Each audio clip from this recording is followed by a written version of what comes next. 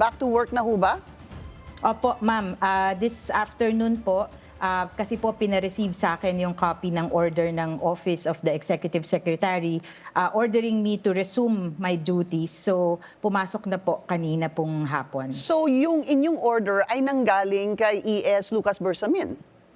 That's right. Correct Okay. po. Kasi po yung order po ng ombudsman ay nakadirekta daw po kay sa Office of the Executive Secretary. Maybe that's why ang sinasabi po ni Nasecor kay Corina kanina ay hindi pa sila nakakatanggap ng order or resolution dito sa pag-lift ng suspension order sa inyo. Wala din po akong natanggap na copy nung pong order ng ombudsman. Ang natanggap ko po yung order from the Executive Secretary. Kasi po nung pong nasuspend ako, order din po from the Executive Secretary yung aking nakuha. Ma'am, ayon po doon sa bilyonaryo.com, na-reject daw po yung inyong apela noong October 1 para baligtarin ang inyong suspension. And according to Sir Pete, ay kasama po doon yung inyong counter affidavit na sinumite noong October 1. Tama ho ba ito? Sige po. Clarify ko lang po yung timeline. Nauna po yung aking motion for reconsideration.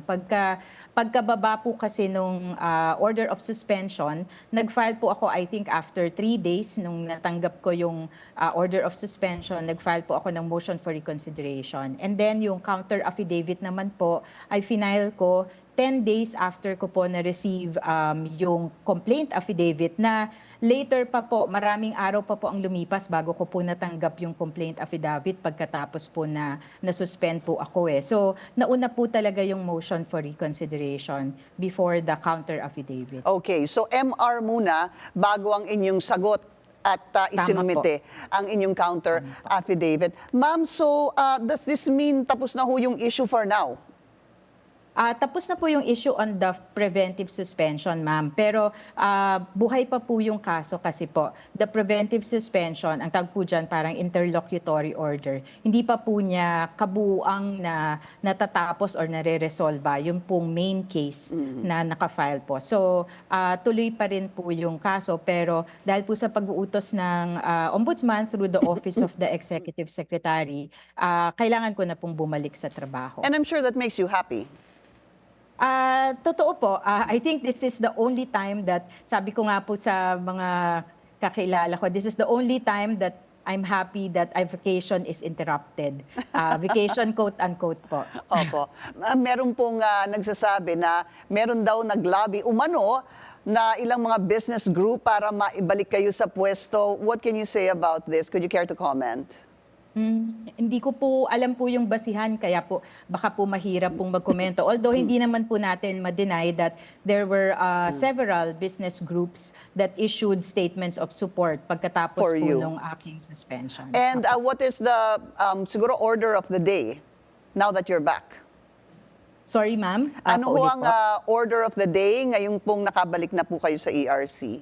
First Okay, kanina order po of business, kumbaga. Opo. Ang kinuha ko po ay listahan ng mga nangyari pong kaganapan over the last 51 days para po ma-review ko, makita ko kung ano yung mga nagawa ng komisyon.